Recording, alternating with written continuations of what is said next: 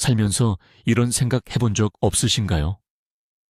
왜 어떤 사람은 작은 문제 앞에서도 어쩔 줄 몰라 당황하는 반면, 또 어떤 사람은 세상이 무너지는 순간에도 얼음처럼 차가운 평정심을 유지하는 걸까요?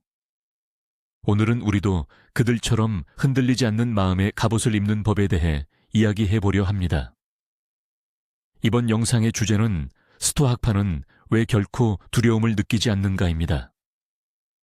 이 놀라운 철학 속에 담긴 8가지 구체적인 원칙을 하나씩 파헤쳐 보겠습니다.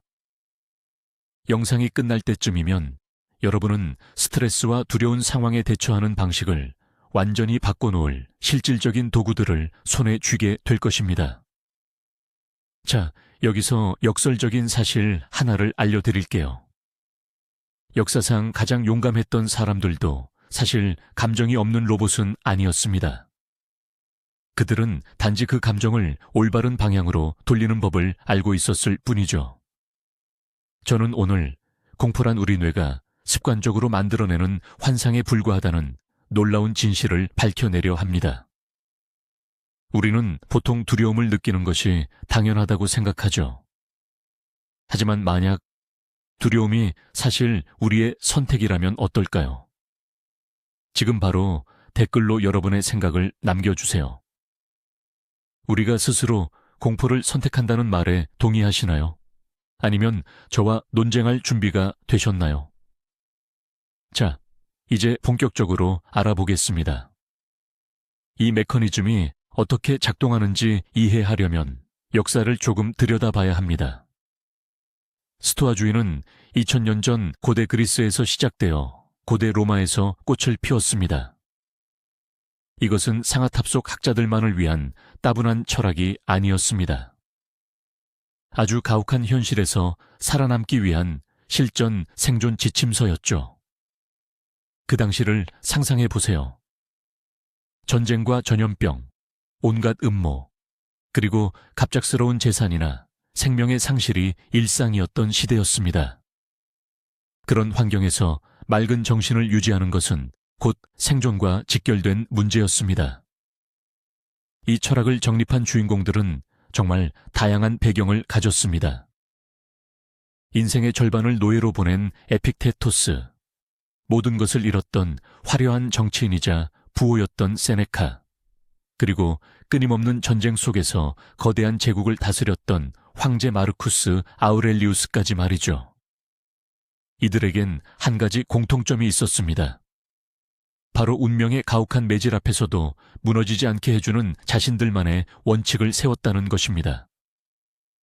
그들은 자신을 둘러싼 미친 세상을 통제할 수는 없었습니다.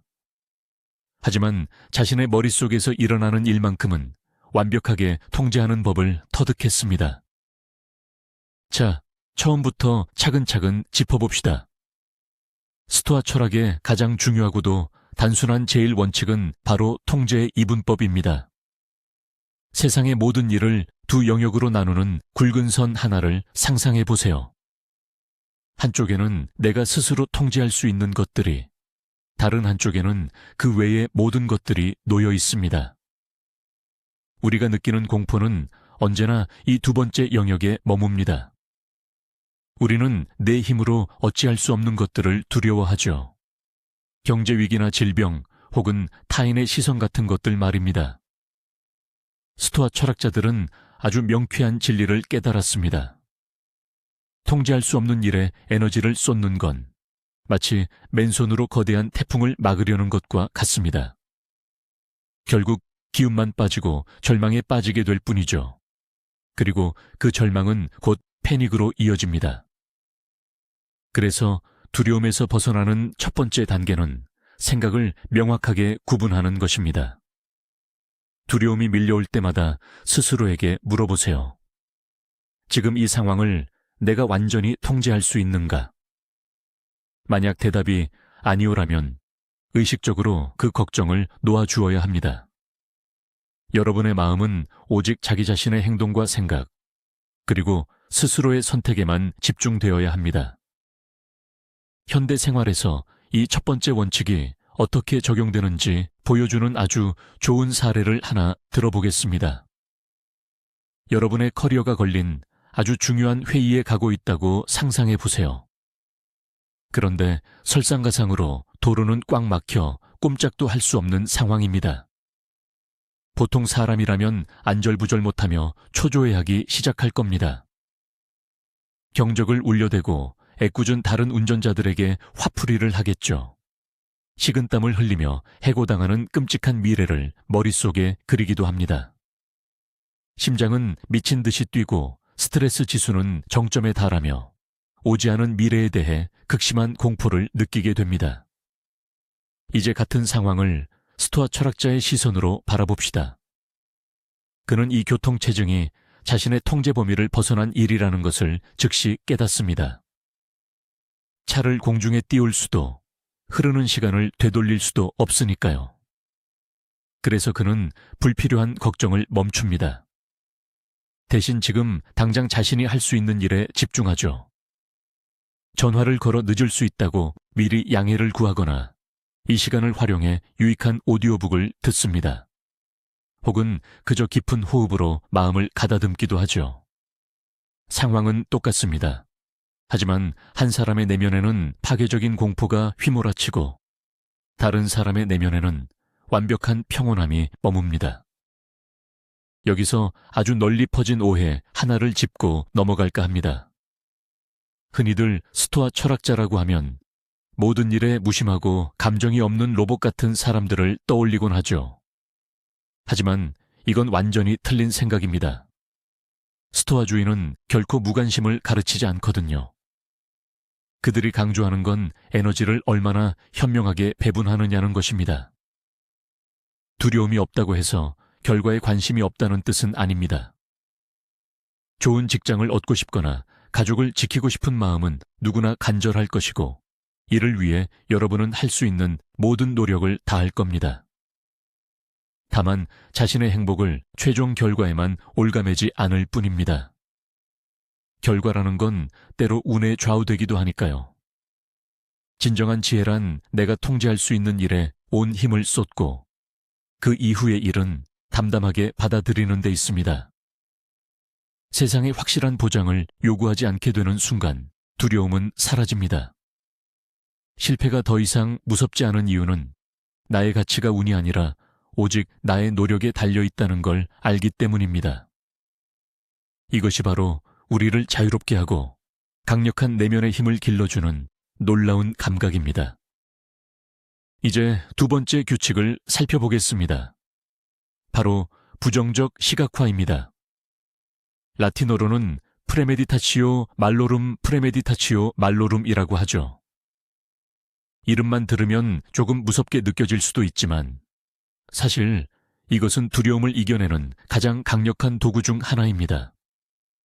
요즘 성공학 강의나 자기계발서들은 흔히 긍정적인 생각만을 강조합니다. 우리에게 부와 성공을 시각화하라고 가르치죠. 하지만 스토아 철학자들은 정반대로 행동했습니다. 그들은 일부러 최악의 시나리오를 정기적으로 상상했습니다. 사람들이 평소 생각조차 하기 싫어하는 상황들, 예를 들어 재산을 잃거나 친구에게 배신을 당하거나 유배를 가거나 병에 걸리는 상황을 마음속으로 깊이 그려본 것입니다.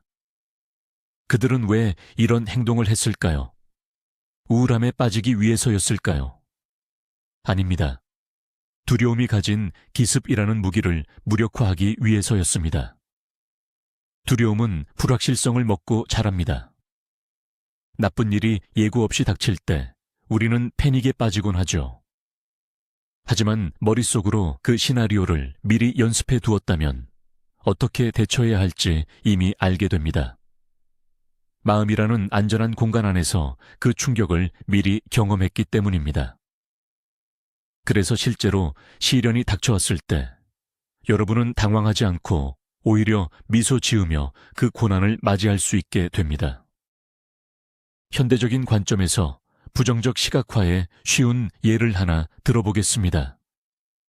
여러분에게 대중연설에 대한 극심한 공포가 있다고 가정해 봅시다. 중요한 발표를 앞두고 두려움에 무릎이 떨릴 정도입니다. 이럴 때 스토아 철학의 두 번째 규칙을 어떻게 적용할 수 있을까요? 우선 조용한 곳에 앉아 무대 위에서 벌어질 수 있는 최악의 상황을 머릿속으로 그려보세요. 대사를 완전히 잊어버리는 상황, 마이크가 고장나거나 프로젝터가 꺼지는 상황, 심지어 청중 중 누군가가 크게 하품을 하거나 대놓고 비웃는 장면까지 말이죠. 그 끔찍한 순간을 머릿속으로 온전히 경험해 보는 겁니다. 그리고 스스로에게 물어보세요. 이 일이 나를 죽게 만드는가? 내 인생이 영원히 망가지는가? 결국 답은 아니오라는 걸 깨닫게 될 것입니다. 아무리 큰 실수를 하더라도 결국 당신은 무사히 집으로 돌아가 저녁을 먹고 잠자리에 들게 될 테니까요. 세상은 무너지지 않습니다. 최악의 시나리오조차 충분히 견뎌낼 수 있다는 사실을 깨닫는 순간, 우리 뇌는 발표를 더 이상 생명의 위협으로 인식하지 않습니다. 두려움은 서서히 사라지고 그 빈자리는 집중력과 차분한 준비로 채워집니다. 이제 당신은 그 무엇에도 흔들리지 않는 단단한 마음을 갖게 된 것입니다.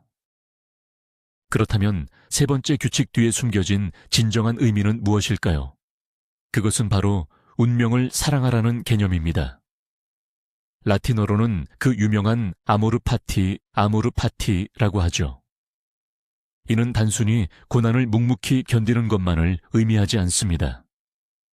내게 일어나는 모든 일을 능동적으로 받아들이고 심지어 기쁘게 사랑하는 태도를 말합니다. 스토아 철학자들은 우주가 이성적인 질서에 따라 정교하게 움직인다고 믿었습니다. 비록 우리가 당장은 그 이유를 이해할 수 없더라도 모든 사건은 운명이라는 거대한 설계 속에 짜여 있습니다. 현실에 저항하는 것은 고통과 두려움으로 향하는 가장 빠른 지름길일 뿐입니다. 우리가 왜 내게만 이런 일이 생기는 거야? 라며 원망할 때 우리의 고통은 배가 됩니다. 아모르 파티는 어떤 시련이 닥치더라도 설령 그것이 매우 고통스러울지라도 이렇게 말하는 것입니다. 좋아, 이럴 수밖에 없었어. 이건 내가 더 강해질 기회야. 단순히 아픔을 참아내는 것이 아니라 그 아픔을 성장을 위한 연료로 사용하는 것이죠. 활활 타오르는 모닥불을 떠올려 보세요. 불길 속에 장애물을 던져 넣는다고 해서 불이 꺼지지는 않습니다. 오히려 그 장애물을 집어삼켜 이전보다 더 밝고 뜨겁게 타오를 뿐입니다. 진정한 스토아주의자의 정신도 이와 같습니다. 운명이 가하는 그 어떤 타격도 결국 성장을 위한 계단으로 바꾸어 놓기 때문입니다. 이 섹션의 핵심을 잘 보여주는 사례를 하나 들어볼게요. 평생 직장이라고 믿었던 곳에서 어느 날 갑자기 해고를 당했다고 상상해 보세요. 보통은 미래에 대한 막막함과 우울함, 그리고 회사를 향한 원망이 앞서기 마련입니다. 왜 나한테만 이런 불공평한 일이 생길까? 당장 돈은 어떻게 벌고 내 체면은 어떻게 되나 하는 생각들에 사로잡히죠. 하지만 자신의 운명을 사랑하는 사람은 이 상황을 전혀 다르게 바라봅니다. 그는 스스로에게 이렇게 말합니다. 좋아, 편안함에 안주하던 내 일상이 깨졌으니 이제 더 나은 것을 찾아야 할 때가 됐군. 어쩌면 이건 내가 늘 꿈꿔왔던 사업을 시작하거나 새로운 분야에 도전하라는 운명의 신호일지도 몰라. 그는 해고를 재앙이 아니라 풀기 어렵지만 흥미로운 과제로 받아들입니다. 과거에 연연하지 않으니 두려움도 자연스럽게 사라지죠. 대신 설렘과 감사하는 마음으로 새로운 변화를 받아들입니다. 이처럼 운명을 사랑하는 태도는 당신을 환경에 휘둘리는 희생자가 아니라 자신의 삶을 직접 설계하는 건축가로 만들어줍니다. 여기서 다시 한번 흔한 오해를 바로잡을 필요가 있습니다. 많은 사람이 운명을 사랑하는 것을 수동적인 태도나 숙명론과 혼동하곤 하죠. 그들은 스토아주의자가 그저 팔짱을 끼고 앉아 인생이 자신을 휘둘러도 다 운명이려니 하며 방관한다고 생각합니다. 하지만 이는 큰 착각입니다.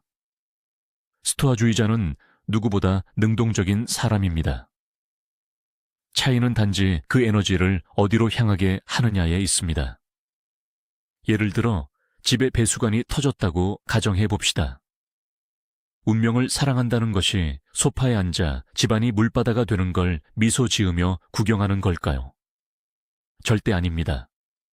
그것은 단 1초도 히스테리를 부리거나 비명을 지르고 배관공을 탓하는데 낭비하지 않는다는 뜻입니다. 대신 배수관이 터졌다는 사실을 그 즉시 받아들입니다. 이미 벌어진 일이고 이것이 오늘 당신에게 주어진 운명의 일부임을 인정하는 것이죠.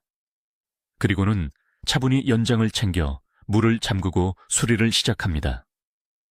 현실에 대해 감정적으로 저항하지 않기에 누구보다 빠르고 효율적으로 대처할 수 있는 것입니다.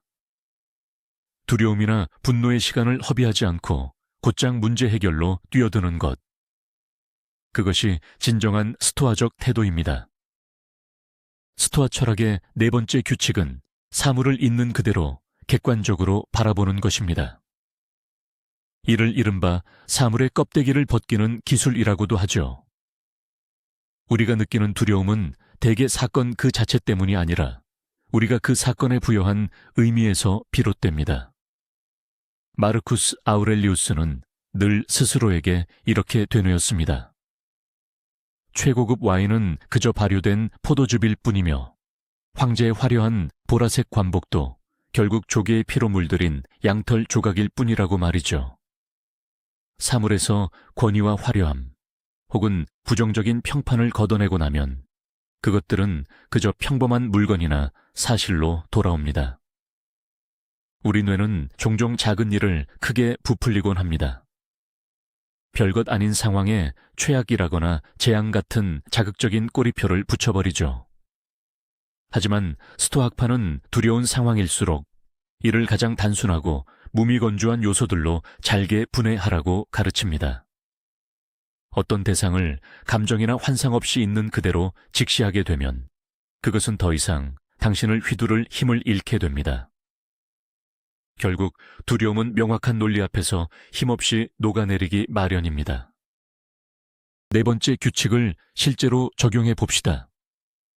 사람들이 가장 두려워하는 게 뭘까요? 많은 이들이 가난을 끔찍이도 무서워합니다. 돈을 잃는다는 생각만으로도 식은땀을 흘리곤 하죠. 하지만 이 공포의 실체를 한번 들여다봅시다. 대체 가난이 현실에서 어떤 모습일까요? 가난은 옷장 속의 괴물이 아닙니다. 그저 식단이 바뀌는 것뿐입니다. 비싼 스테이크 대신 소박한 죽을 먹게 되는 것이죠. 입는 옷이 바뀌는 것입니다. 화려한 옷 대신 수수한 옷을 입게 되겠죠. 그리고 이동수단이 바뀌는 것입니다. 택시 대신 버스를 타는 것. 그게 전부입니다. 로마 최고의 부자 중 한 명이었던 세네카는 한 달에 며칠씩 의도적으로 가난한 삶을 살았습니다. 거친 옷을 입고 딱딱한 빵을 먹으며 스스로에게 물었죠. 내가 그토록 두려워했던 상태가 고작 이것인가? 그는 깨달았습니다. 단순한 삶은 지극히 정상적이며 결코 죽을 만큼 고통스러운 일이 아니라는 사실을요. 막연한 두려움을 이렇게 구체적이고 단순한 요소들로 분해해보면 사실 무서워할 게 전혀 없다는 걸 알게 됩니다. 마음만 평온을 유지한다면 인간의 몸은 생각보다 훨씬 많은 것을 견뎌낼 수 있기 때문입니다. 다섯 번째 법칙은 바로 위에서 내려다보기입니다. 이것은 우리의 관점을 완전히 바꿔주는 아주 강력한 기술입니다. 우리는 보통 불안이나 두려움에 빠지면 시야가 극도로 좁아져 문제 그 자체에만 매몰되곤 합니다. 그러면 그 문제는 마치 세상의 전부인 양 거대하게 느껴지죠. 스토아학파는 이럴 때 마음속으로 상황을 멀리서 내려다보라고 조언합니다. 상상해 보세요. 여러분이 지금 살고 있는 도시 위를 유영하듯 떠다니고 있다고 말이죠. 아래를 내려다보면 여러분의 집이 보이고 그 안에서 아주 사소한 일로 끙끙대고 있는 작은 자기 자신이 보일 겁니다. 이제 더 높이 올라가 볼까요? 나라 전체를 지나 대륙을 넘어서 마침내 우주에서 지구를 바라보는 겁니다. 끝을 알 수 없는 광활한 우주 속에 홀로 떠 있는 작고 푸른 점을 말이죠. 여기에 시간이라는 차원을 더해 보십시오. 수천 년의 역사와 그 속에서 피고 졌던 수많은 문명을 떠올려 보는 겁니다. 이런 우주적인 관점에서 보면 지금 우리를 괴롭히는 고민과 두려움, 상처들은 말도 안 될 만큼 작고 하찮게 느껴집니다. 이 방법은 비대해진 자아를 즉각적으로 잠재우고 요동치던 신경계를 차분하게 가라앉혀 줄 것입니다. 계여시적인 관점이 무엇인지 보여주는 아주 좋은 예시가 있습니다. 직장에서 큰 소동이 일어났다고 상상해 보세요.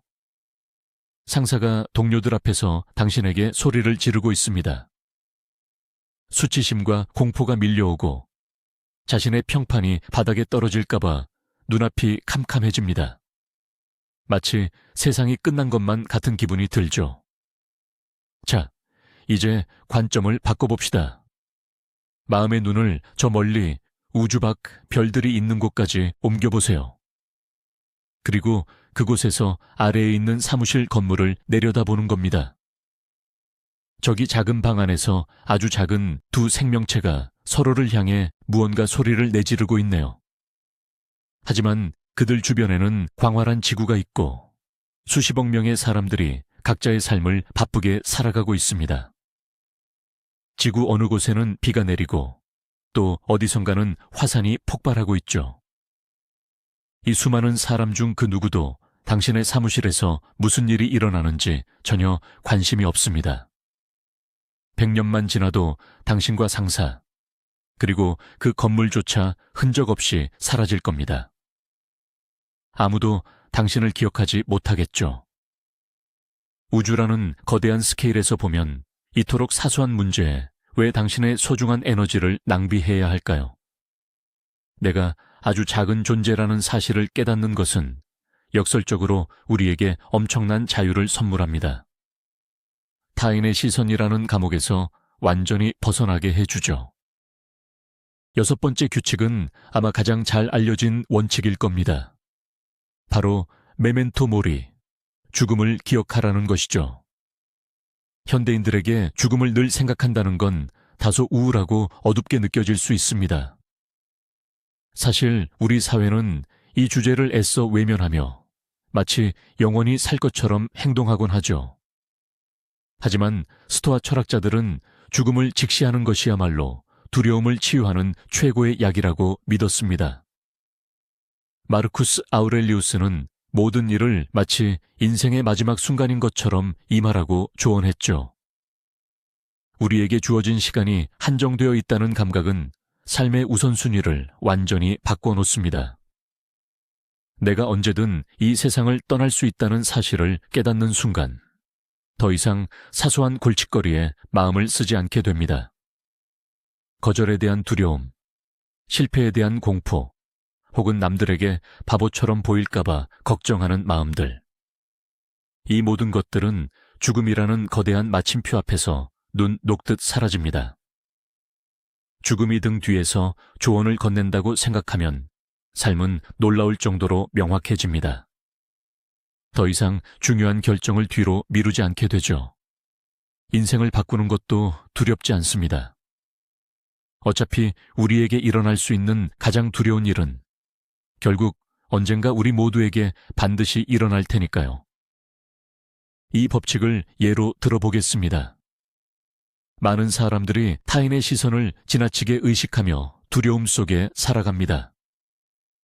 블로그를 시작하는 것도, 길에서 마음에 드는 사람에게 말을 거는 것도, 혹은 연봉 인상을 요구하는 것조차 무서워하죠. 세상 밖으로 당당히 나서는 게 두려워 그저 소셜미디어를 뒤적이며 소중한 인생의 시간을 허비하곤 합니다. 자, 이제 여기에 메멘토 모리 법칙을 적용해 봅시다. 여러분에게 남은 삶이 단 6개월뿐이라고 상상해 보세요. 인터넷에 이름 모를 누군가가 내 영상에 대해 어떻게 생각할지 과연 신경이나 쓰일까요? 마음에 드는 사람에게 다가가 인사를 건네는 게 여전히 망설여질까요? 아니요, 그런 두려움은 순식간에 증발해 버릴 겁니다. 우리가 진짜 두려워해야 할 유일한 일은 타인의 기대라는 그림자에 갇혀 단 한 번뿐인 인생을 아무것도 해보지 못한 채 끝내는 것입니다.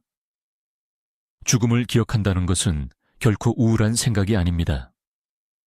그것은 잠든 우리를 깨우는 알람 소리입니다. 우리를 무기력함에서 깨워 가공의 두려움 따위는 뒤로 하고 지금 이 순간 바로 행동하게 만드는 힘이죠. 이제 또 하나의 오해를 바로잡을 시간입니다. 죽음을 생각하면 삶의 즐거움이 사라지고 우울해질 거라는 오해 말이죠. 하지만 사실은 그 반대입니다. 죽음을 외면하며 도망치는 사람은 늘 무의식적인 긴장 속에서 살아갑니다. 어차피 언젠가는 잃게 될 것들에 필사적으로 매달리면서요. 하지만 자신의 죽음을 겸허히 받아들인 사람은 매일매일의 일상을 진심으로 누릴 수 있습니다. 이 아침이 다시 오지 않을 수도 있다는 걸 알기에 커피 한 잔도 더 깊이 음미하고 시간이 유한하다는 걸 알기에 사랑하는 사람을 한 번 더 꽉 껴안아 줍니다. 메멘토 모리는 무채색의 일상을 아주 특별하고 가치 있는 모험으로 바꿔놓습니다. 인생이라는 극의 마지막 결말이 더 이상 두렵지 않을 때 삶의 고난은 그저 흥미진진한 도전 과제가 됩니다. 결국 잃을 것이 아무것도 없다는 사실을 깨닫는 순간 우리는 삶이라는 게임을 더 대담하고 열정적으로 즐길 수 있게 되죠. 이것이야말로 그 무엇도 우리를 무너뜨릴 수 없는 최고의 심리적 무적 상태입니다. 스토아 철학의 7번째 규칙은 바로 현재에 집중하는 것입니다. 위대한 철학자 세네카는 우리는 현실보다 상상 속에서 더 자주 고통받는다고 말했습니다. 잠시 생각해 보세요. 여러분이 느끼는 두려움은 대개 어디에 머물러 있습니까? 그것들은 대부분 아직 존재하지 않는 미래에 살고 있습니다. 우리는 끊임없이 마음속으로 시간 여행을 떠납니다. 내일, 일주일 후 혹은 1년 뒤에 일어날지도 모를 비극적인 시나리오를 머릿속으로 그려내곤 하죠. 그러면 우리 몸은 그 환상을 실제 상황으로 착각합니다. 아드레날린이 솟구치고 심장 박동은 빨라집니다. 결국 실체도 없는 환상 때문에 우리의 신경계를 스스로 갉아먹고 있는 셈입니다. 그래서 스토아주의자들은 주의력을 끊임없이 현재로 되돌리는 훈련을 했습니다. 그들은 스스로에게 이렇게 되뇌었습니다. 지금 이 순간 바로 이 찰나에 나를 위협하는 것은 아무것도 없다. 나는 지금 여기 앉아 숨을 쉬고 있을 뿐이다. 미래는 아직 오지 않았습니다. 그리고 설령 그 미래가 닥친다 해도 여러분에겐 그것을 충분히 감당할 힘이 이미 있습니다. 주의력을 통제하는 힘. 그것이 바로 두려움을 다스리는 가장 강력한 열쇠입니다. 7번째 규칙을 실제 상황에 적용해 볼까요? 건강검진을 받고 결과를 기다리는 3일의 시간을 상상해 보세요. 그 시간은 누군가에게 지옥 같은 고통이 되기도 합니다. 뇌는 온갖 무서운 병명을 떠올리며 최악의 시나리오를 그려내기 시작하죠. 잠도 오지 않고 일도 손에 잡히지 않으며 공포 때문에 일상이 마비되기도 합니다.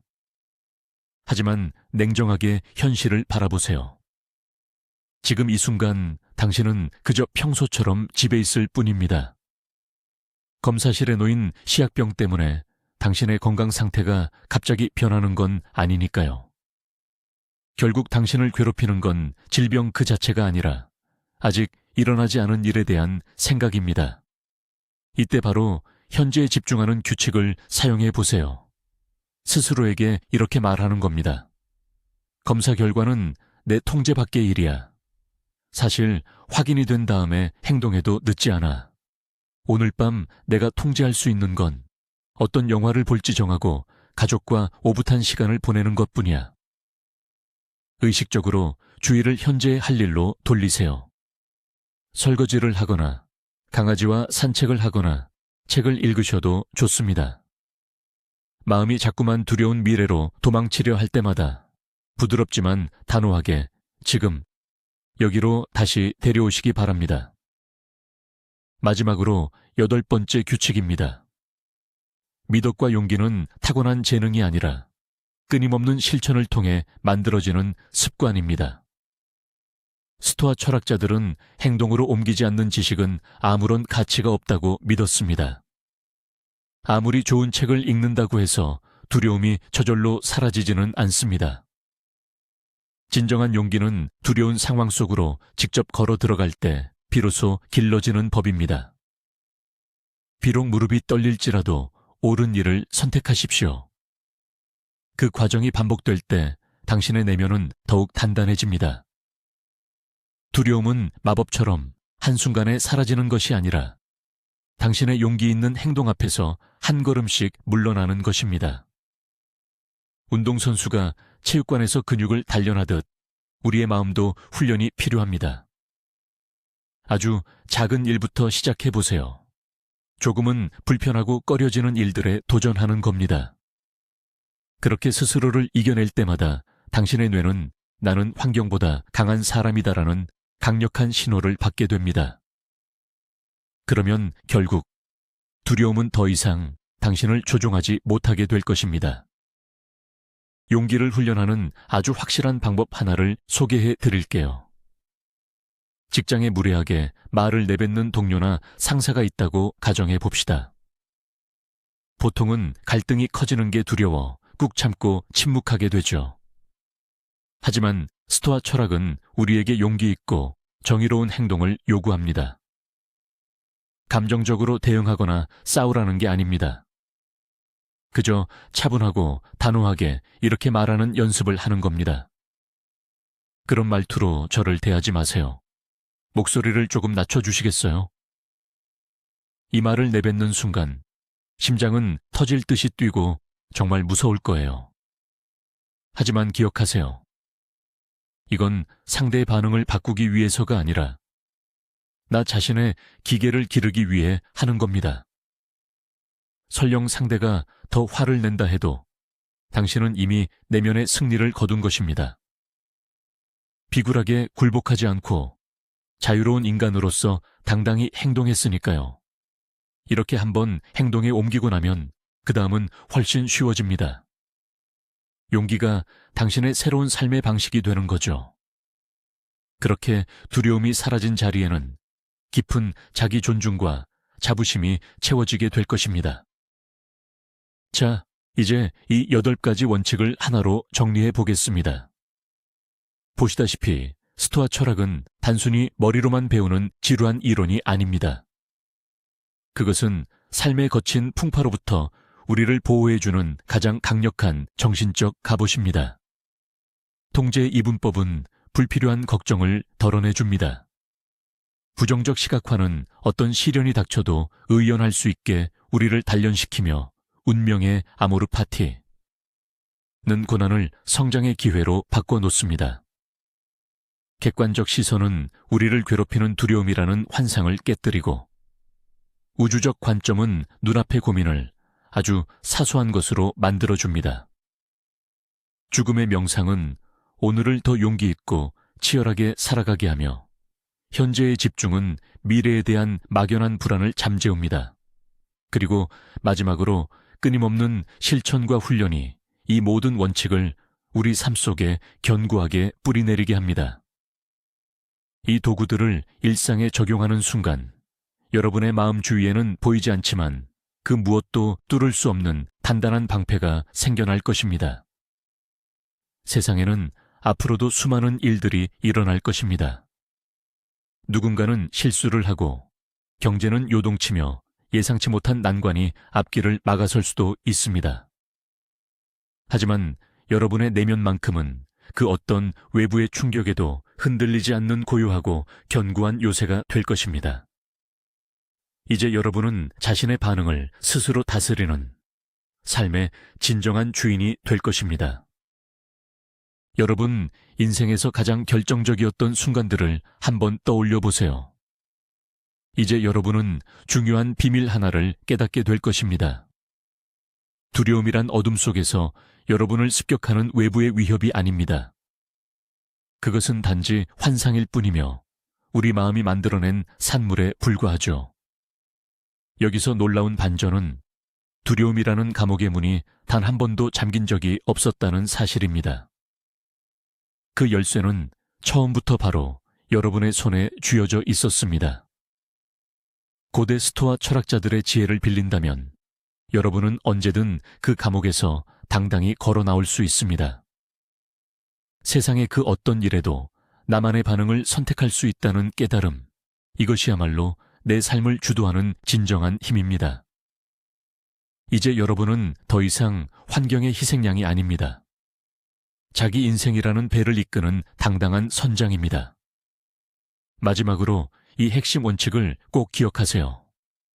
내가 통제할 수 있는 일에 집중하고 통제할 수 없는 일은 의연하게 받아들이십시오. 그리고 여러분의 의지는 그 어떤 외부의 압박보다 강력하다는 사실을 잊지 마세요. 영상을 끝까지 시청해 주셔서 진심으로 감사합니다. 오늘 소개해드린 8가지 원칙이 여러분의 삶을 더 자유롭고 평온하게 만들어주길 바랍니다.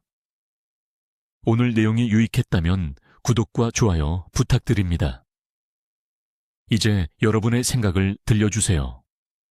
스토아파의 8가지 규칙 중 실생활에서 적용하기 가장 어렵게 느껴진 것은 무엇인가요? 댓글을 통해 여러분의 이야기와 고민을 함께 나누어 보았으면 합니다.